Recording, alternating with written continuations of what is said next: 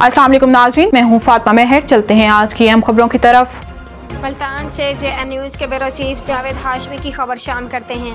अड्डा लाड कायद-ए-आज़म की 76वीं बरसी पर हाजी रमजान मियाँ मुजीब हांस, डायरेक्टर मुस्लिम कॉलेज इम्तियाज़ तौनसवी, सलीम तौनसवी, मलिक मुजाहिद अमदाद हुसैन टाहा व दिगर सियासी समाजी शख्सियात ने उन्हें भरपूर खराज तहसीन पेश किया गया।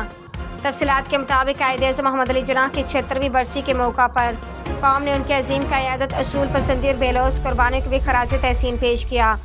मुस्लिम कॉलेज पीर इस्माइल में दौरान तकरीबात हाजी रमजान मियाँ मुजीब हांस, डायरेक्टर मुस्लिम कॉलेज इम्तियाज़ तौनसवी, सलीम तौनसवी, बासित हाशमी, मलिक मुजाहिद अमदाद हुसैन टाहा और दिगर सियासी समाजी शख्सियात मुकर्ररीन ने कायद-ए-आज़म की बसीरत, जरत और उनकी सियासी हिकमत अमली का जिक्र किया, जिसने मुसलमानों के लिए एक अलहदा रियासत पाकिस्तान के क़याम को मुमकिन बनाया।